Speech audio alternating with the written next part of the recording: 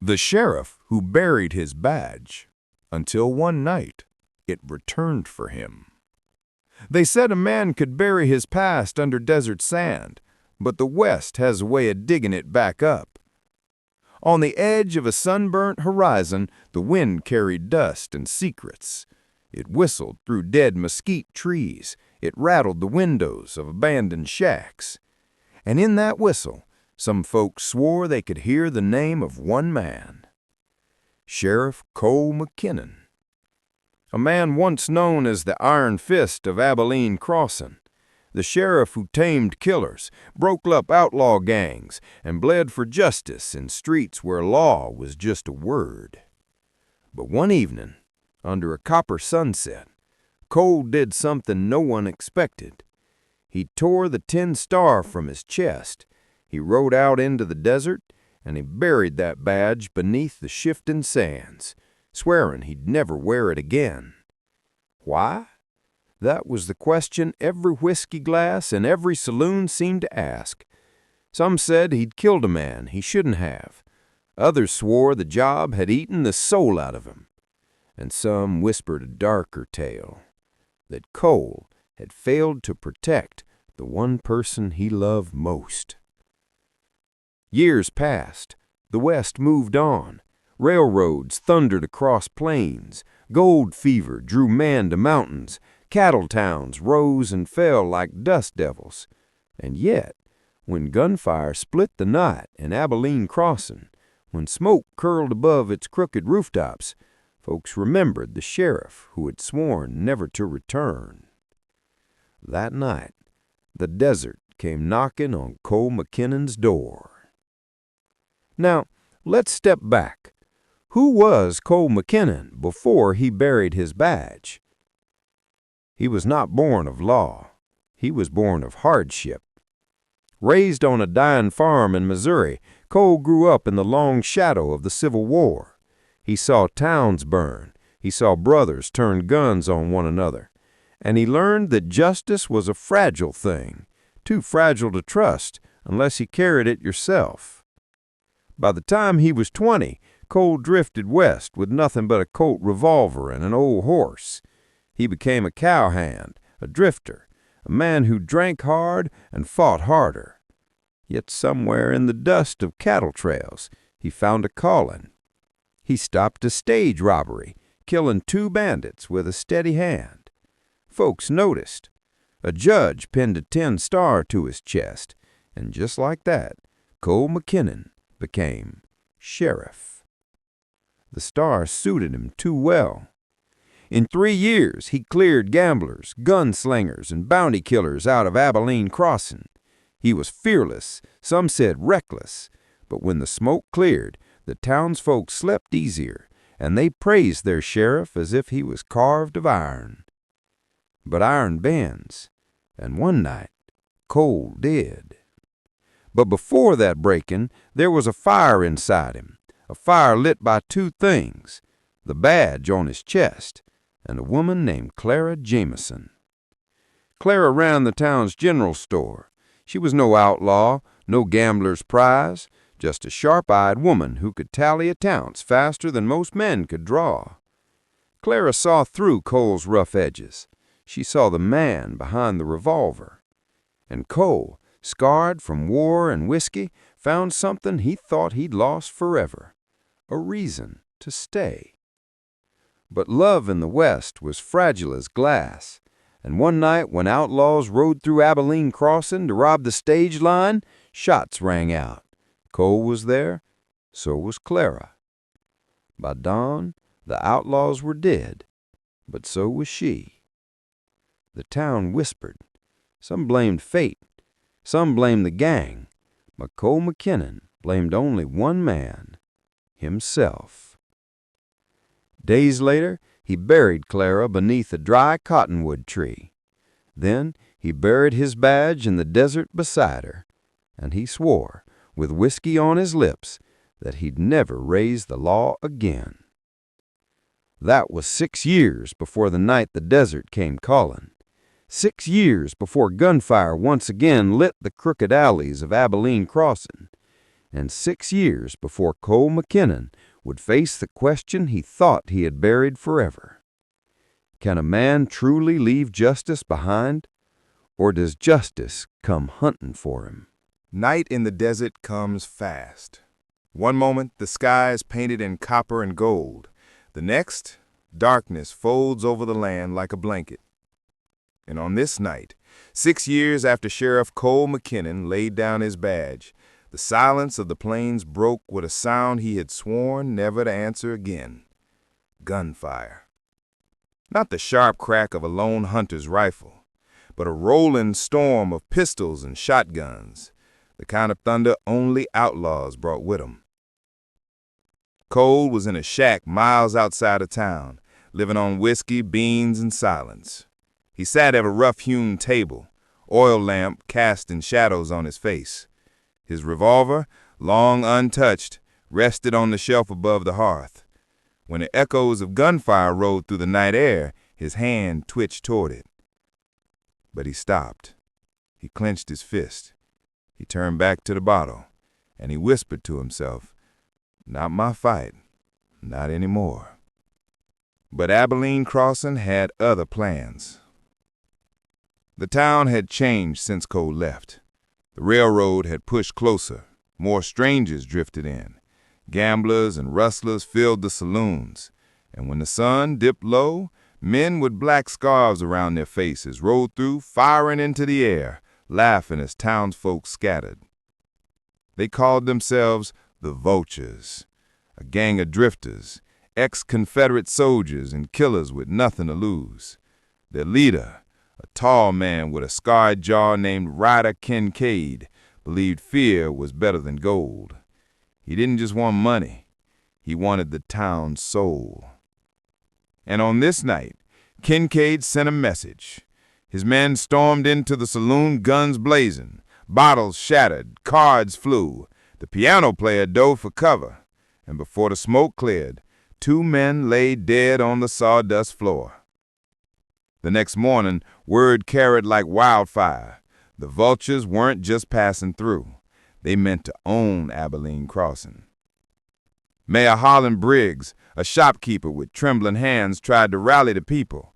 He stood on the steps of the courthouse, voice cracking as he shouted, "We'll form a committee. We'll talk terms." But everyone knew words wouldn't stop Kincaid. Only bullets would. That afternoon, a small group rode out to Cole's shack. They were townsfolk who remembered the sheriff he once was. They begged him to come back. "Cole," one woman said, tears streaking her cheeks, "they killed my husband in the saloon last night. You're the only man who can stand against them." Cole shook his head. His voice was gravel. "I told you, I ain't the law anymore." "You were once, and we need that man again." But Cole turned away, staring into the desert, silent as stone. That night, Abilene Crossing burned. Kincaid's men set fire to the livery stable, laughing as horses screamed in their stalls. No sheriff came. No 10-star gleamed in the smoke. Only neighbors with buckets running helplessly from flame to flame. And as Cole sat alone in his shack, he saw the glow of fire on the horizon. He poured another drink and told himself, "Not my fight, not anymore." But deep down, the words rang hollow. Morning came to Abilene Crossing, with ash in the streets. The stable lay in ruins. The blacksmith shop was half collapsed. Smoke still curled from the rooftops like whispers of the night before. And among the ashes, grief walked hand in hand with fear. One of the horses trapped in the blaze had belonged to a boy named Samuel Holt. He was 14, freckles on his cheeks, with more spirit than sense. That horse was all he had left of his father, who died on the cattle trail the year before. When the animal perished in the fire, Samuel stood in the ruins with clenched fists and eyes red from smoke and tears. "I'll kill 'em," he spat, voice cracking. "I'll kill every last one of 'em." By noon, the boy was gone. He'd taken a pistol from his uncle's drawer. He rode out, chasing the vultures on a half-broken mule. The townsfolk found his body the next day in a dry arroyo. Rider Kincaid had nailed the boy's hat to a mesquite tree as a warning. The death cut the town deeper than the fire. It wasn't just men in saloons anymore. It was children. And it proved one thing beyond doubt. Kincaid wasn't here to rob. He was here to break 'em. When the townsfolk buried Samuel, whispers turned into shouts. "Where's Cole McKinnon?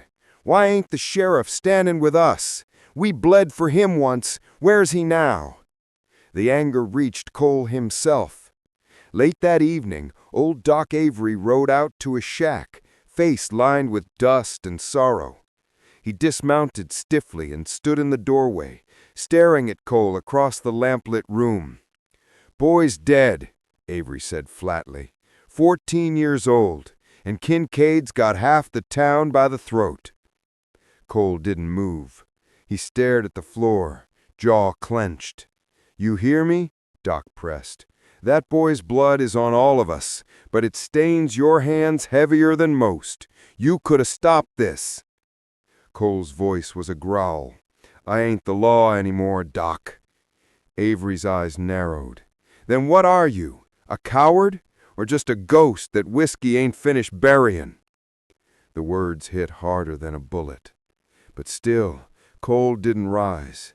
He poured another drink instead.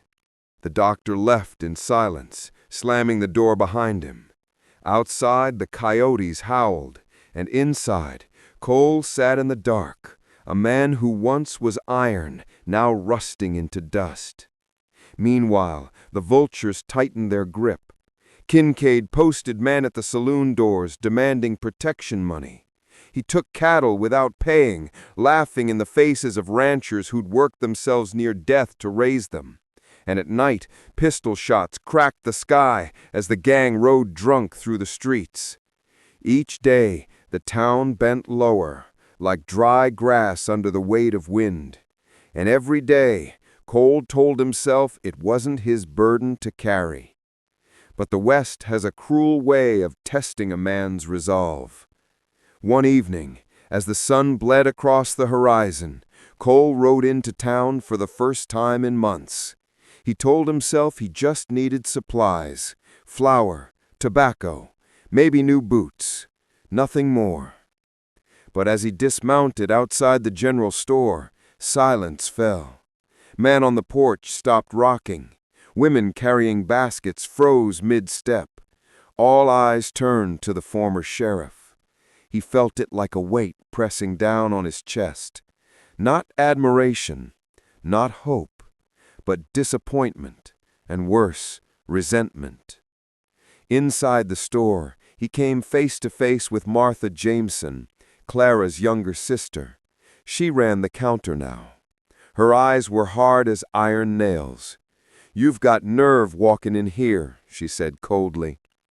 Cole tried to speak, but she cut him off. "My sister loved you. She believed you were a man worth trusting. But now, you're just another drifter who drinks while children die." Her words were knives, each one cutting deeper. He dropped his supplies on the counter and left without a word. Outside, the sound of horses approached. Kincaid's men, 6 of them, riding slow through the street, rifles across their saddles. They laughed when they saw Cole. "Well, it ain't the ghost of Abilene," one sneered. "Thought you'd crawled into a hole by now." Cole said nothing. He stepped aside as the gang tied their horses in front of the saloon, striding inside as if they owned the place. And in that moment, the truth hit him harder than whiskey ever had. By doing nothing, he hadn't escaped the fight. He'd only fed the fire. The town was crumbling, lives were being lost, and whether he liked it or not, the people still looked at him as the man who once held the line. And if he kept turning away, more would die. Thus began the first cracks in Sheriff Cole McKinnon's vow. The badge was still buried in the desert, but the weight of it was crawling back onto his chest. The night after Cole's bitter visit to town, the desert lay still.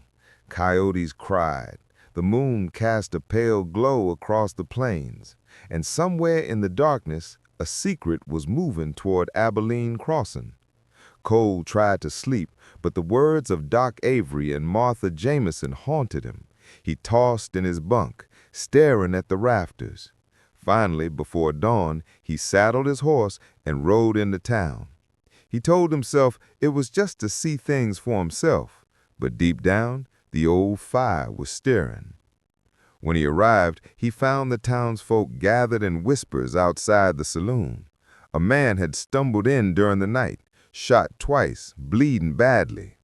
He wasn't one of the townspeople. He wasn't even a ranch hand. He was a scout from Fort Laramie, riding hard across the plains with news.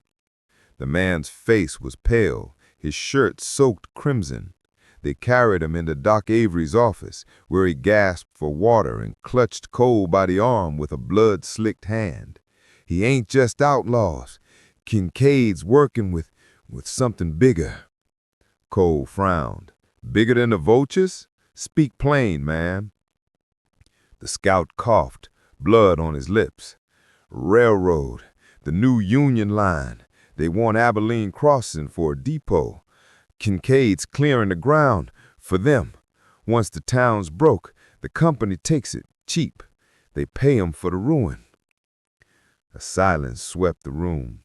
The truth stung harder than bullets. This wasn't random violence. It wasn't even about gold or cattle. It was about power, about land, and the vultures were just the hired blades.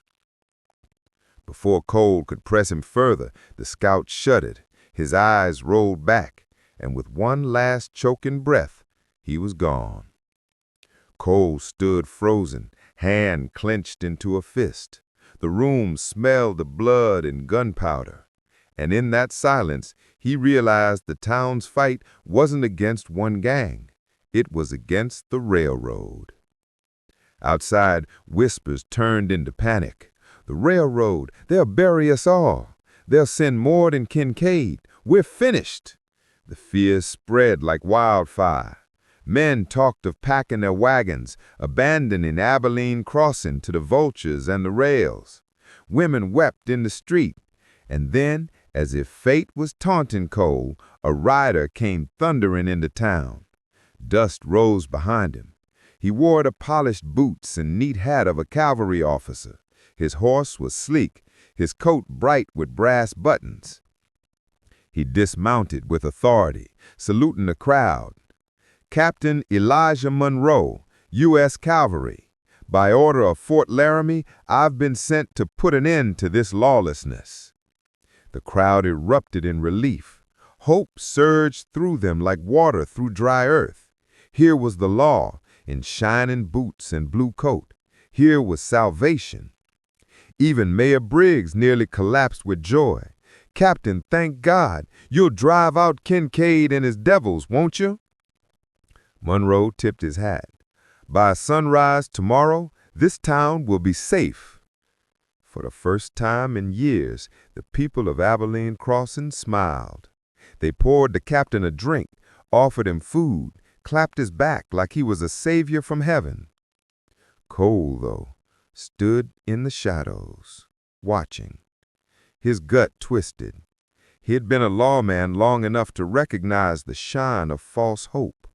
Monroe was too polished, too quick to promise, and when he looked into his eyes, he saw ambition, not duty.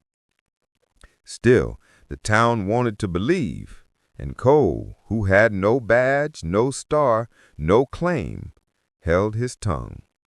That night, Captain Monroe held court in the saloon.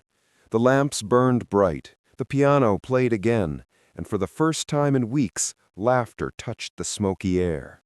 Men slapped cards on the tables. Women hummed along with the tune. Even the barkeep, who'd been trembling every time a vulture walked through his doors, poured drinks with something like pride. Monroe stood tall at the bar, glass of whiskey in hand, spinning stories of his campaigns out west, how he'd chased down Apache raiders, how he'd routed rustlers on the Wyoming plains. He spoke like a man who'd never known fear. The townsfolk drank every word. They wanted a hero, and here he was, dressed in blue and brass. But Cole watched from the corner, silent, nursing his own bottle. He studied Monroe the way a hunter studies a coyote circling too close to the herd. The captain's boots were polished, but not dusty enough for a man who'd ridden days across the plains.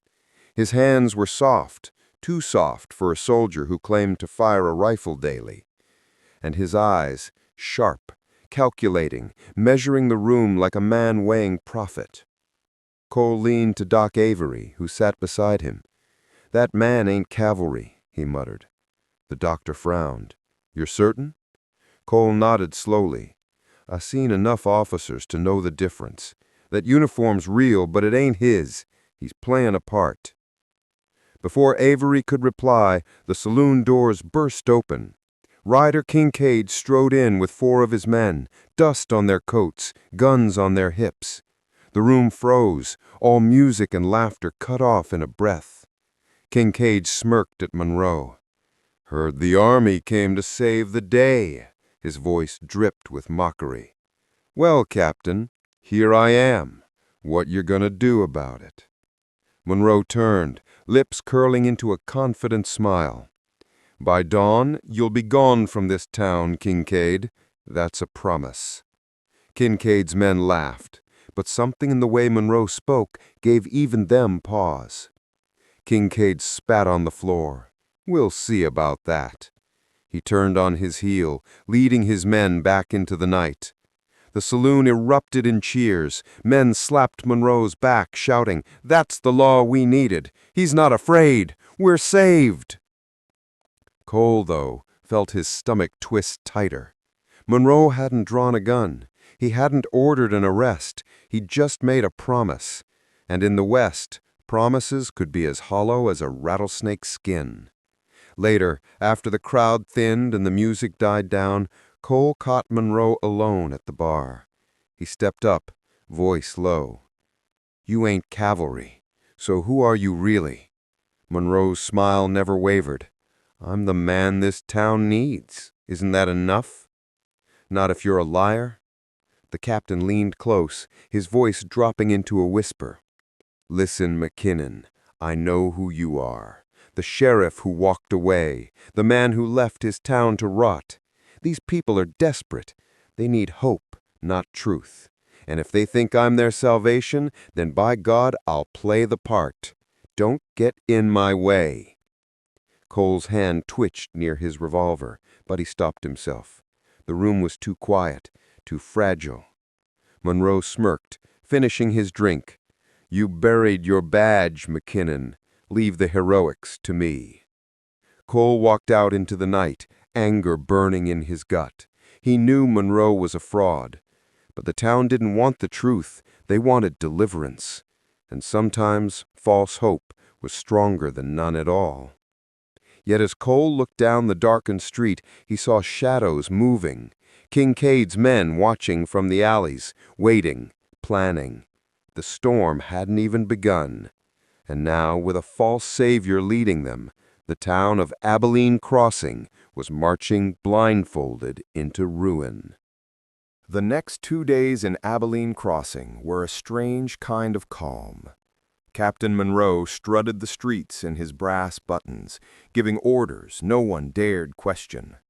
He drilled the men of the town like soldiers, lining them up with hunting rifles and rusty shotguns, barking commands in a parade ground voice. The people clung to his every word.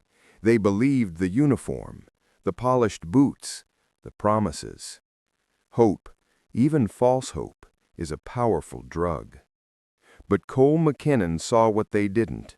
He saw Monroe skipping the hard work, never riding patrol, never facing down the vultures, never even cleaning a rifle. He saw him drinking too much at the saloon, flirting too long with women whose husbands were already in shallow graves. Cole's gut told him the truth. Monroe wasn't building a defense. He was playing for time. That truth bared its teeth on the third night. The vultures struck at the freight office, dynamite in their saddlebags. The blast rattled windows half a mile away, shattering glass and sending crates flying through the air. Flames roared, turning the sky orange. By the time Cole rode in from his shack, the street was chaos. Men scrambled with buckets, women screamed, children clung to their mothers. And Monroe? He was nowhere to be seen. It was Cole who jumped from his saddle, hauling men into lines, barking commands like the sheriff he swore he'd never be again. It was Cole who led them in tearing down the burning timbers, stopping the fire before it swallowed the whole street. His voice carried over the roar of the blaze, steady as bedrock. When the flames died and the smoke cleared, the people looked at him differently. Not like a ghost, not like a coward, but like the man he used to be.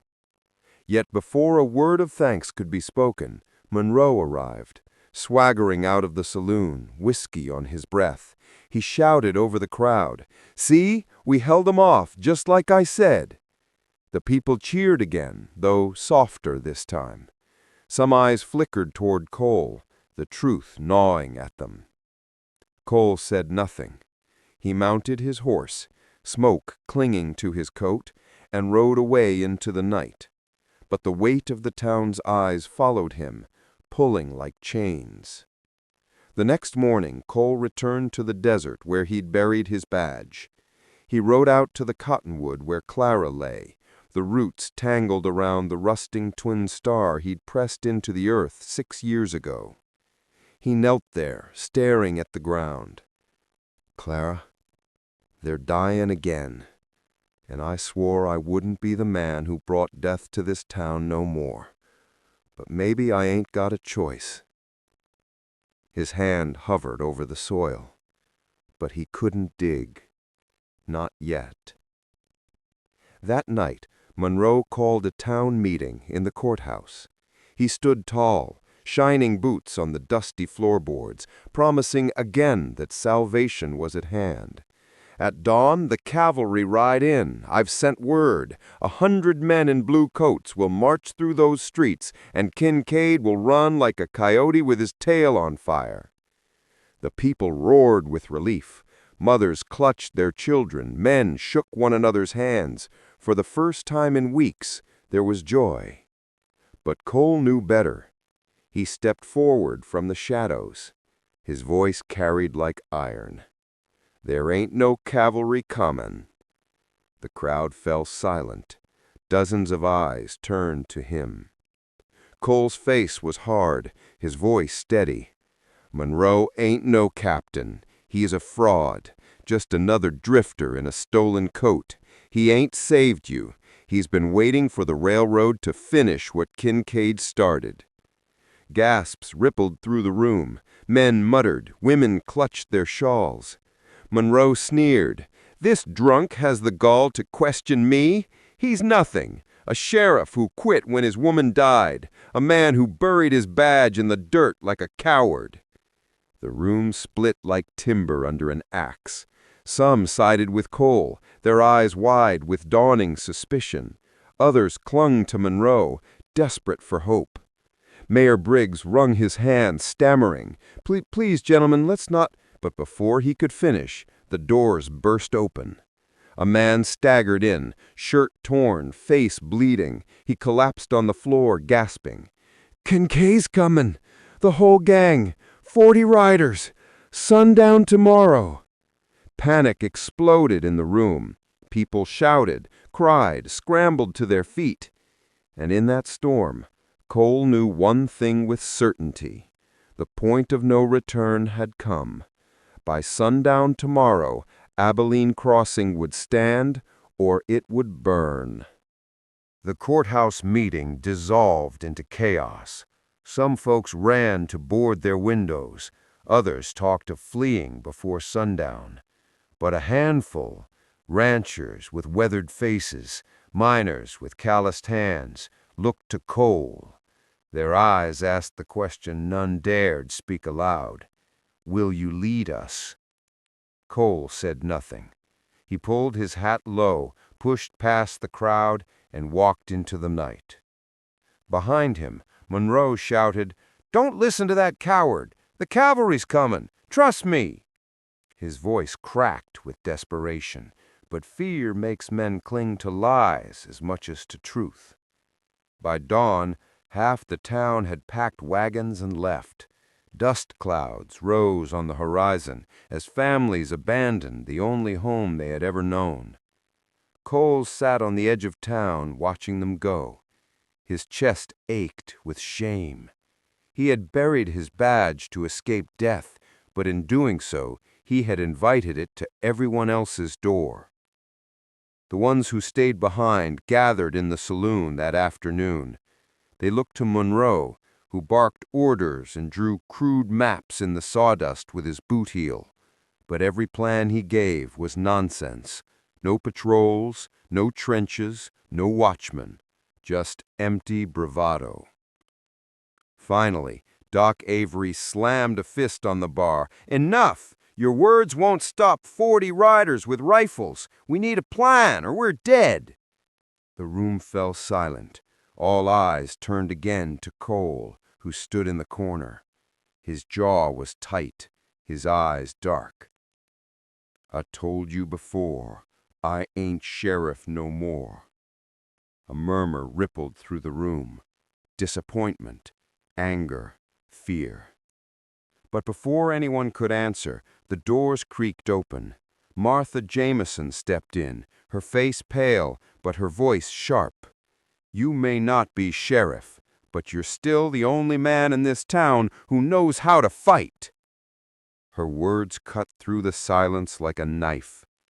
Cole stared at her. Clara's sister, the last living reminder of the woman he'd lost. He wanted to turn away, to drown himself in whiskey, to pretend he hadn't heard, but her eyes burned with the same fire Clara's once had. He felt something break inside him.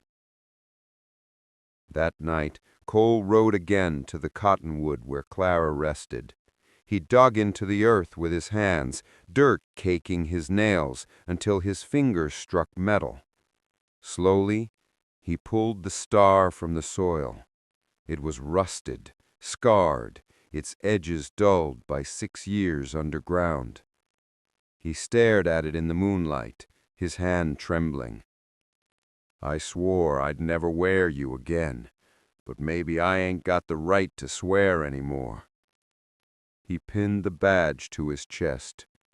The metal was cold, heavy as a gravestone, but it felt like a piece of himself sliding back into place. The next morning, the town awoke to a sight they'd thought they'd never see again. Cole McKinnon, the sheriff of Abilene Crossing, stood in the street with his revolver at his side, barking orders like thunder. "Barricade the north end. Get the wagons in a line. Dig cover behind the troughs. You, get rifles on the rooftops." The townsfolk moved with purpose now. Fear was still in their eyes, but so was something else: resolve. Monroe appeared on the boardwalk, pale and sweating. "What do you think you're doing? You'll ruin everything." His eyes burned into him. "You had your chance, Monroe. Step aside, or I'll hang you myself before Kincaid gets the pleasure." Monroe's bravado wilted. He slunk back into the saloon, vanishing into the shadows. Cole turned back to the people. His voice carried across the dusty street. "Listen well. Tomorrow, when the sun hits the horizon, they'll ride in. We ain't running, we ain't begging. We'll fight. And if we die, we'll die with our boots on, not begging in the dirt." A cheer rose, not loud, not wild, but steady. The kind of cheer when men and women choose to stand instead of kneel. The die was cast. There was no turning back now. By sundown, Abilene Crossing would write its fate in blood and fire. Dawn broke sharp and clear over Abilene Crossing. The sky was a pale sheet of iron. The prairie grass trembled in a wind that smelled of dust and rain far away. In the stillness before sundown's promised storm, the town worked like a single beating heart. Cole walked the line, hat low, jaw set, the old badge dark against his coat. He checked every barricade, every rooftop post. He moved like a man counting last things. The blacksmith, Hargreaves, had hammered caltrops from bent nails. They were scattered in patches along the north road where the riders would funnel in. Water barrels were rolled to corners, troughs dragged into cover, rope lines strung between posts to tangle horses at the charge. "Bags of sand here," Cole said, tapping a boot on the boardwalk edge. "2 rifles up high. You fire only when I say." He turned to a pair of ranch hands. "You put those wagons nose to nose. No gaps big enough for a horse. You hear me?" They nodded, faces gray but steady. Inside the church, the school teacher, Miss Ellery, knelt with a cluster of children. She pressed a finger to her lips. "We play a game, quiet as mice." They crawled into the cellar, eyes wide, small hands gripping one another. Doc Avery set up a table in the back room of the saloon, knives boiled, thread and needle laid out. His hands shook only when no one was looking. "We'll do what we can," he told a kid delivering water, "and then we'll do more." Martha Jameson moved among the women, handing out cartridges wrapped in paper. "Keep the doors barred," she said. "Keep your lamps low." She met Cole at the threshold, holding his gaze with a look that was half challenge, half faith. "You sure you remember how to do this, Sheriff?" she asked softly. Cole answered with a thin, tired smile. "I pray I forgot, but I reckon I ain't." They walked the main street together. Cole pointed to the water tower and the grain store across from it. "Oil lines are set," he said. "Just a trickle in the gutter. If they push us here, we light it and cut the street in 2. Last resort." Martha nodded. Last resort. By late afternoon, the sun turned red and low, throwing long knife blades of shadow across the street. The men on the rooftops checked sights and breathed slow. The wind died, and the town listened to its own heartbeat. Then the lookout on the north ridge called, a thin cry that turned the marrow of every listener cold. "Dust!" Cole stepped into the middle of the street. He looked north. A smear of brown rose against the horizon. Then the smear became shapes, horse and rider, spilling into a long, crooked line. Black scarves, long guns in scabbards. The vultures, 40 strong, poured over the ridge with sun at their backs. Rider Kincaid rode at the point, tall in the saddle, scar across his jaw like a white lash. He lifted a hand and the line fanned, practiced as cavalry, hungry as wolves. Cole raised his arm. "Hold," he called, voice even. The riders came on at a canter, then a gallop. Hooves drummed, dust boiled, a mad hymn of whoops and laughter rose. Somewhere a woman sobbed behind a shutter. "Hold," Cole said again. The first horses hit the caltrop patch. Screams split the charge, animals flailing, riders pitched forward, men tumbling headfirst into hard-packed earth. The line buckled. Kincaid yanked his reins, vicious and quick, kicking to the side. Cole's hand stayed down. His eyes were beads of coal. Closer, closer. "Now," he said. The rooftops spat flame. The first volley slammed into the street. Saddles emptied in a blink. Men clawed at air and fell. The second volley followed, tight and controlled. The barricades held. The rope lines snapped taut, tangling legs and tearing riders from stirrups. The vultures reeled backwards like a wave hitting rock. Kincaid stood in his stirrups, bellowing. He cut right, pulling a knot of his best men into the alley that ran behind the barber and the assay office. Cole saw it and signaled with 2 fingers. "South alley now," he barked to a pair of ranch hands. "Blue shirt, take 5 men, move quiet, box 'em." They ran, boots thudding on boards, rifle barrels low and steady. The street became thunder and smoke. Time slowed to a grindstone's turn. Cole moved piece to piece, reloading, shifting men like checkers. He kept his voice calm even when bullets cut the air near his hat brim. Then it happened. A flare where there shouldn't be a flare. A bright splash of lantern fire up high. Cole snapped his head left. Atop the water tower, a lamp swung like a beacon, bright against the reddening sky. Not one of theirs. A signal. Cole swore under his breath. He followed the line of that swinging light to the south rise beyond the livery. There, shadows moving. A second group of riders, hidden from the main approach, waiting for a cue. They spurred forward now, fast, aiming to fall on the town's flank, where the barricade was thin. Cole's stomach turned to ice. He looked back up at the tower. A figure was up there, small against the sky, uniform, brass buttons catching the last light. Captain Elijah Monroe. He was waving that lamp like a man on a ship calling a pilot into harbor. Martha's voice was a blade beside him. He's signaling them. Cole's jaw clenched so hard it hurt. I know. He cupped his hands and bellowed, "South flank! Turn your rifles! Turn now!" But the second group hit fast, screaming like devils. They crashed into the back lots behind the grain store, splintered it, poured into the back lots. Gunshots rattled like hail on a tin roof. Defenders screamed. A man fell from the roof with a smitty and hit the street like a broken sack. Cole grabbed Martha's arm and pulled her into cover as a bullet chewed splinters from the hitching rail. "Get to the church. Help the teacher with the kids. If the South goes, you ring the bell and pull them to the cellar." Martha's eyes blazed. "I'm not running." "This ain't running. It's fighting with your head." He shoved a rifle into her hands. "Go. I need you breathing." She hesitated, then nodded, jaw set, and sprinted low along the boardwalk. Cole looked up at the water tower again. The lamp still swung. He didn't think. He just moved.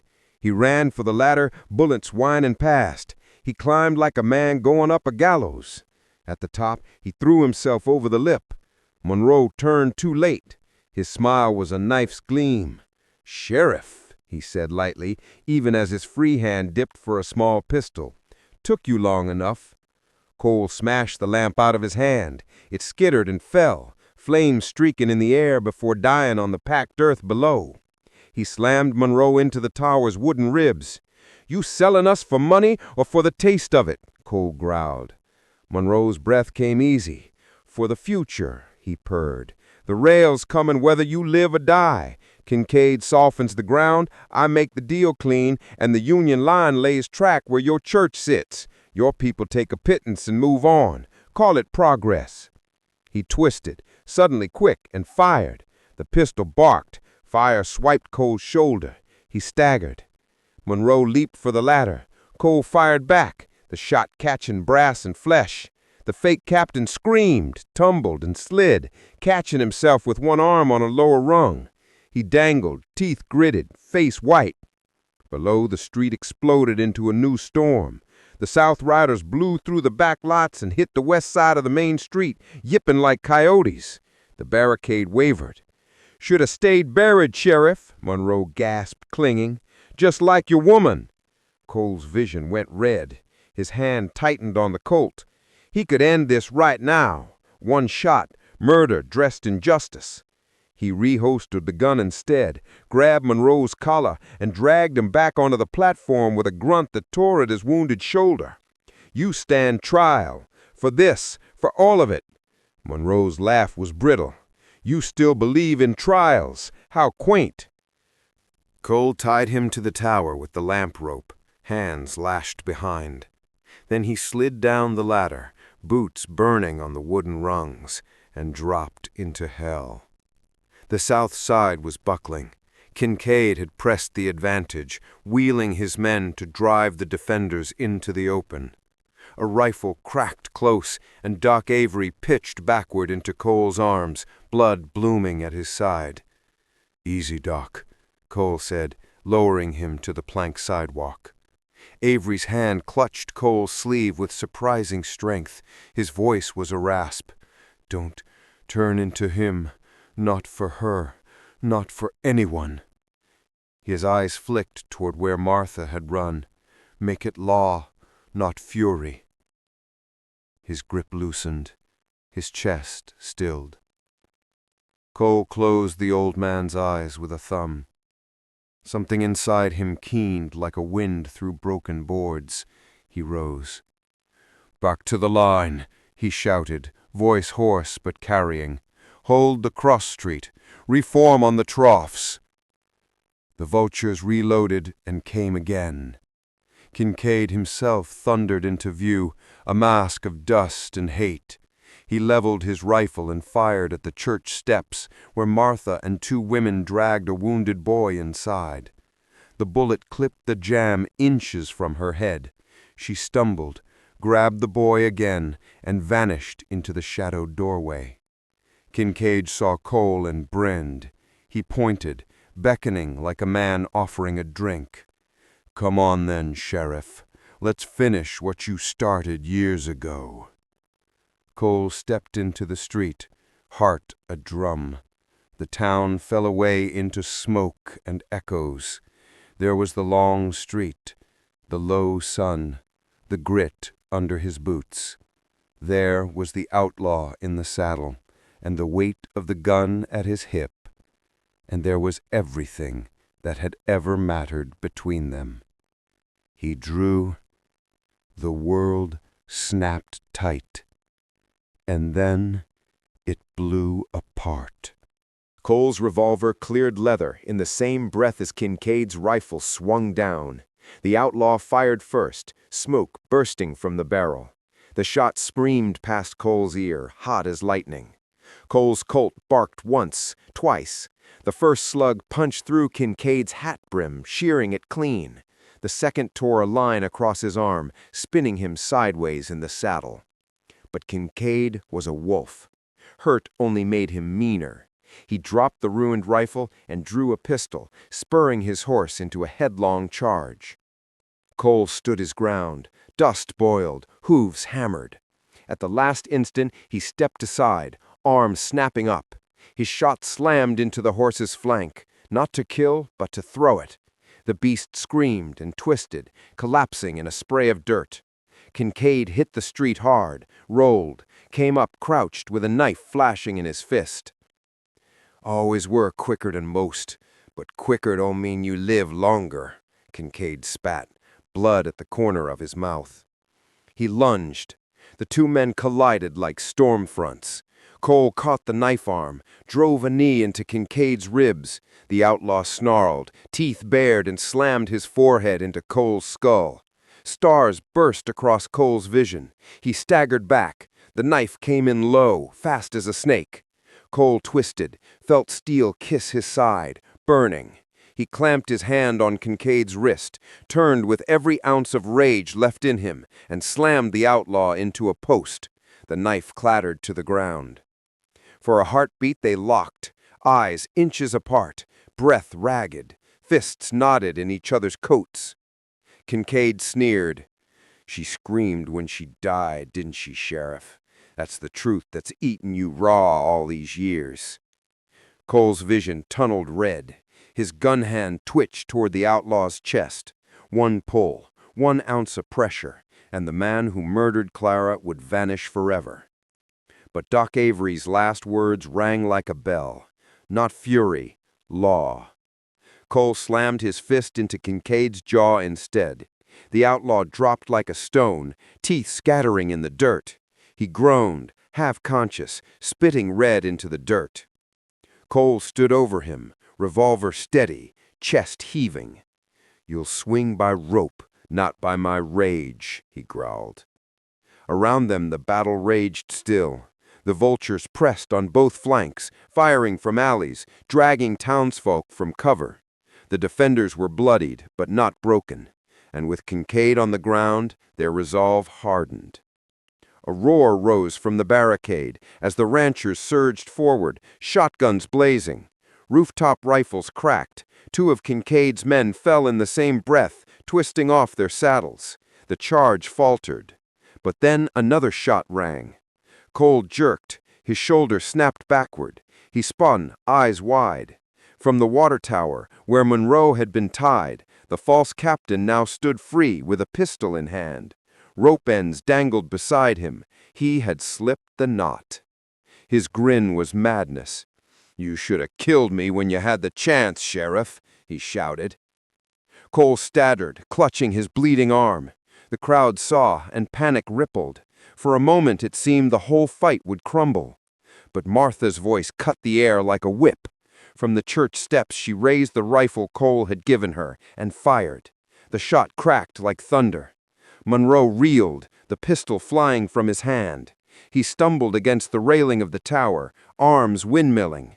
Then he toppled head first, body slamming into the dirt with a sickening thud. A hush fell for a half-heartbeat. Then the townsfolk roared. Cole, bleeding but still standing, pointed his revolver toward the vultures. His voice carried, iron strong. "Your captain's down. Your traitor's dead.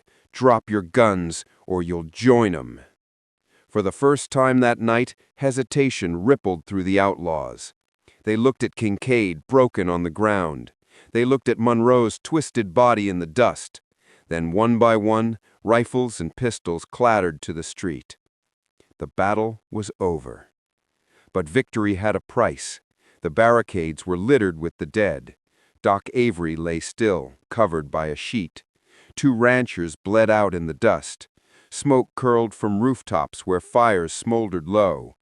And Cole himself swayed on his feet, blood running from his arm and side, badge glinting in the fading sun. The town had survived, but nothing would ever be the same. The night after the battle, Abilene Crossing lay quiet. No gunfire, no laughter, just the hiss of dying embers and the shuffle of boots on broken boards. The vultures who hadn't been killed were roped and guarded. Kincaid himself sat in chains, face swollen, jaw crooked from Cole's fist. He spat blood at anyone who came near, but his eyes betrayed the truth. The wolf had been caged. Monroe's body lay where it fell. No one cared to move it until morning. His fine brass buttons, so polished and proud, were already dulled with dust. Cole sat on the church steps, arm bandaged, hat in his lap. The badge on his chest gleamed faintly in the lantern light. Martha joined him, silent at first, then lowered herself to sit beside him. "You should be in Doc's place," she said softly. Cole's jaw tightened. "Doc's place is 6 feet under."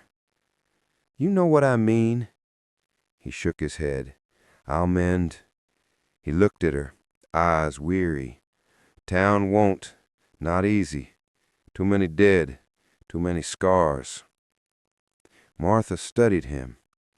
"But it's alive, because you stood up." Cole let the words hang. Alive. Not safe, not healed, just alive. For some men that was enough. For Cole, it was a sentence. At dawn they gathered in the square. Those who'd fled the night before crept back, shame in their eyes. They found a town bloodied but unbroken. They found Kincaid tied to the hitching rail, spitting curses. Maya Briggs stammered, We should hang them, all of them." The crowd murmured in agreement. Men reached for ropes. The air turned hungry, ready for vengeance.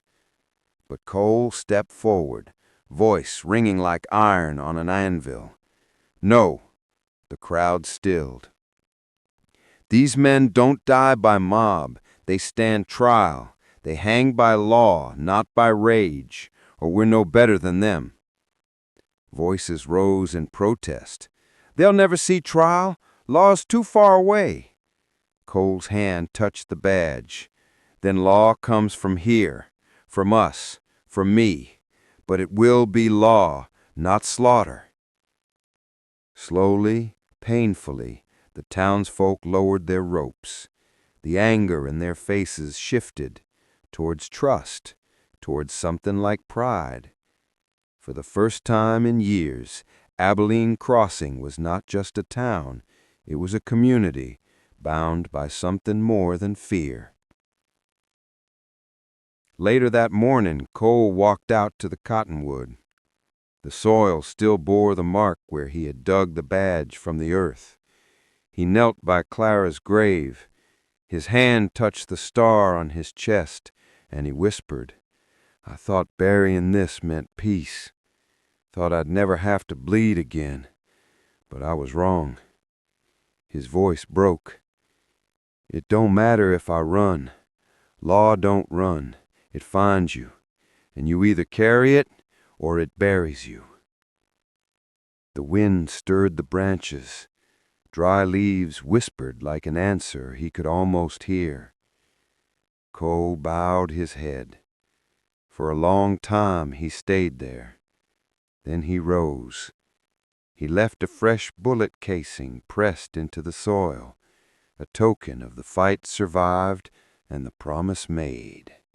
By noon, the prisoners were locked in wagons, bound for Fort Laramie under armed escort.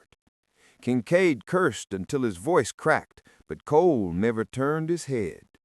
The town began to mend.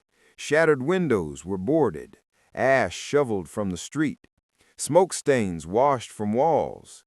It would take years, maybe generations, to erase the scars, but the work had begun. Martha found Cole by the saloon, where Doc Avery's tools still lay on a blood-stained table. She touched his sleeve. "They'll need a sheriff again." Cole's eyes narrowed.